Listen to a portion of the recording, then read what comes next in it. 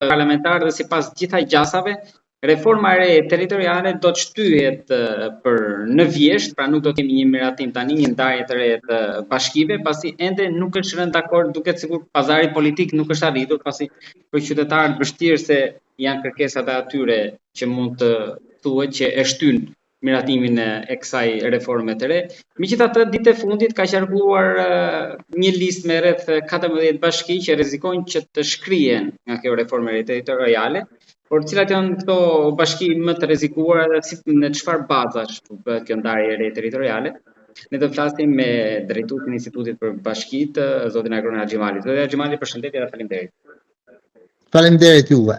Zoti Haxhimali, ju keni qenë edhe pjesë e dëgjesave, keni paraqitur edhe raportin tuaj, ashtu sikur e shikoni ju këndvështrimin tuaj si duhet funksionojë kjo hartë e re për bashkitë, por me atë që ju keni parë, keni dëgjuar dhe besoni, mendoni që do të merret vendimet mbi bazën e një modeli zhvillimor, ekonomik për bashkitë, do të merret modeli, do të bazohen tek pazaret politike, do të dëgjohen qytetarët për kërkesat e tyre si janë, pra çfarë duan ata të shkrihen apo mos shkrihen to bashki, apo si besoni, si në fund fare kush do të dëgjohet? Pyetje e bukur, po e niske kjo e fundit, sa besoj edhe kush duhet të dëgjohet.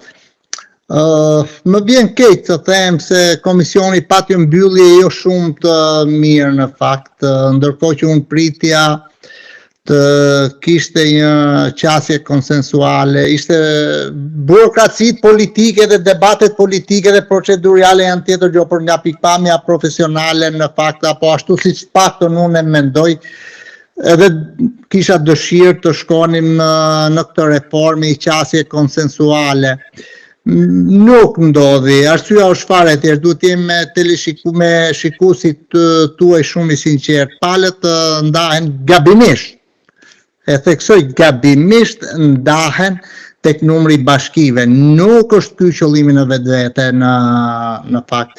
Unë kam punuar dhe herë tjera në komisionin parlamentar dhe kam vite që e kam ndjek reformën territoriale dhe gjithmonë në Shqipëri perceptohet shumë gabim. Bëjmë reformë për të shkrirë bashki, bëjmë reformë për të shkrirë komuna.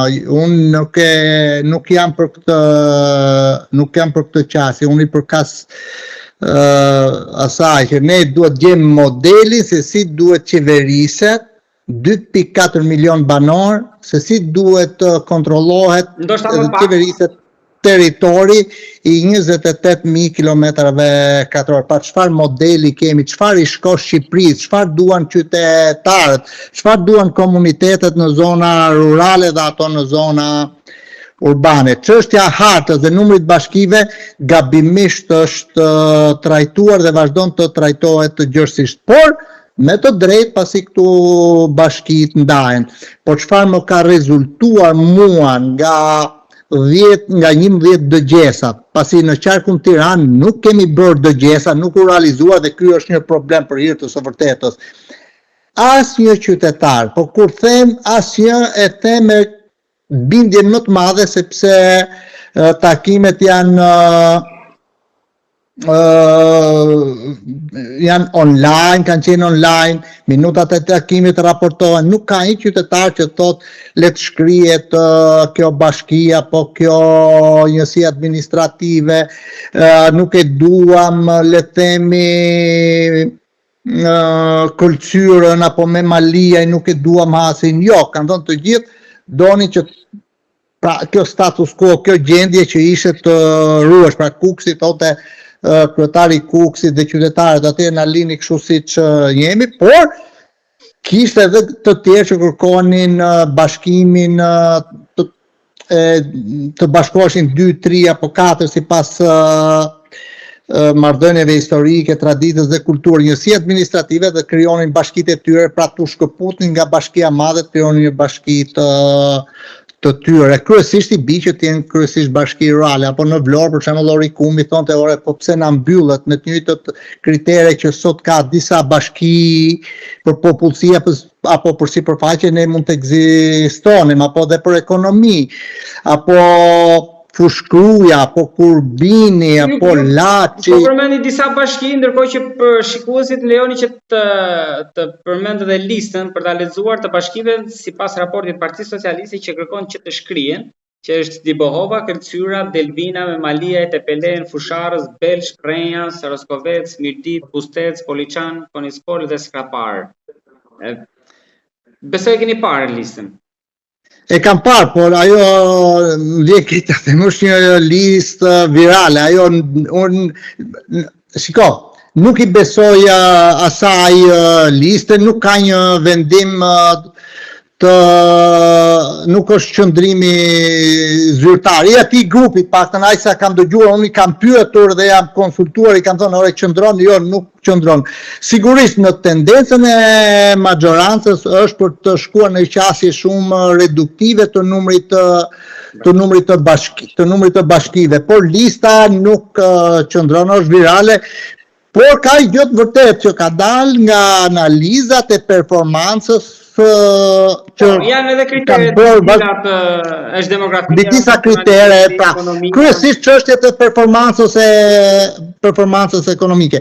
Nëse është e vërtet, unë jam i keqardhur në qoftë se diskutohet të shkrihet Mirdita apo Tepelena apo dhe njësi të tjera. Unë jam të mbajnë të 61 këto që janë në fakt të grupojmë, 312 njësit administrative, aty ku mundet, aty ku e kanë kërkuar qytetarët, aty ku zgjidhet një problem sipas interesit të tyre, dhe kjo metodologji sipas meje bazuar në ndjesi komunitare, bazuar në kërkesat e tyre, mund të shohë që ti numri 60 bashkive mund të fishtoni 25-30 bashki të tjera. Mund të ketë njëri ata që mund të flasë për këtë punë në gjykimin tim, me aq sa unë kam këto vite që ndjek, jeni ju. Tani unë jam dakord me ju që duhet që themelet hidhen mbi modelin, jo mbi numrin. Por nga do që ne të shkojmë, prap do shkojmë edhe tek numri në fund. Aty do përfundojmë. Për numrin jeni duhet të kemi shkurtime, duhet të kemi rritje, apo duhet të kemi apo një ndarje me rajone, si? Atëherë, krejtësisht i sinqert edhe do të them se çfarë kemi propozuar në komision. Ashtu. Ka disa modele që propozojmë, se ka dhe këtu diçka tjetër, është sërish keq kuptim jashtëzakonisht i madh. Këto të angazhojnë ekspertë, më thonë, njep ato model ti që dua unë. Po kjo nuk është profesionale, nuk është metodologji e saktë. Unë nuk e bëj kurrë dhe nuk kam bërë asnjëherë. Detyra e grupit të ekspertëve apo cili do eksperti është përcaktoj një set kriteresh, disa metodologji, disa variante, edhe t'ju hedhi në treg politik bërësve komisionit, një nga variantet që gjykon politika, se është reformë politike mbi gjitha, jo teknike. Pastaj është politika që vendos thot, ky opsioni më pëlqen, ky nuk më pëlqen, ose të fton prap me dhënë argumenta shtese për kë jetje, për kë qëndrojnë ato. Ne kemi paraqit disa opsione, po i marr me radhë shkurtimisht. Opsioni i parë, bazuar në dëgjesa në komunitet, bazuar në dëgjesat e kryetarëve, është të ruhet kjo status quo që kemi sot, 61 bashkit, 12 qarqet, por mund të lëvizet me çështjen e njësive administrative. Ato faktikisht zëri sikur kanë dalë jashtë loje me shpopullimin e fshatit. Ato kanë dalë që në 2015 nuk kanë funksionuar, kjo është e vërtet, duhet ta pranojmë që ka vend për ndërhyrje, po ky është një model për të respektuar, pra se shikoj, dëgjesat ishin në një farë referendumi, ne shkuam i pyetëm, nuk doli asnjë që të thotë mbyllë. Është shumë bukur referendum, por ju votoni, ne numërojmë. Po mirë, tashti kjo politika shqiptare. Shkojmë te kjo model tjetër. Ne kemi propozuar një set kriterë. Për shembull, kemi thënë, në Gjirokastër, kemi 50 qarku i Gjirokastrit, marrim modelin e Gjirokastrës, ta përshtasim në 11 qarqe tjera. Gjirokastra ka 7 njësi qeverisjes vendore, shumë mirë që i ka. të vogla, të mesme, ashtu janë atje 50.000 banor ka gjithësit qarku, me 7 njësi, 7 kryetar, 7 këshilla, vetë qeverisën, bashki vogla, po kanë dhe performancë relativisht të mirë, po kjo e lidhur dhe me gjithë zhvillimin ekonomik, social dhe politik në Shqipëri, jo vetëm çështje e dobësimit të bashkisë apo çështje e defekteve territoriale. Dhe kemi thënë, për të njëjtën kriter, në numër popullsie 7.000 apo 5.000 dhe 7.000 banor për njësi qeverisjes vendore, hajde bëjmë rregullimet në 11 qarqe tjera, barazi territoriale. Vendos një kriter, nëse vendos kriteri nuk ka punë më politika. Këtu zgjidhen gjërat, nuk është marrë në konsiderat. Ne kemi edhe një tjetër variant, të mbajmë propozimet që kemi bërë në komisionin e 2022-shit. Se nuk ka shumë kohë që ka kaluar, edhe aty u ngrit ku opozita në atë kohë sërish propozoi diku 90 njësi qeverisjes vendore, duke mbajt bashkitë dhe duke krijuar dhe kjo disa bashki rurale. Ky është një opsion tjetër.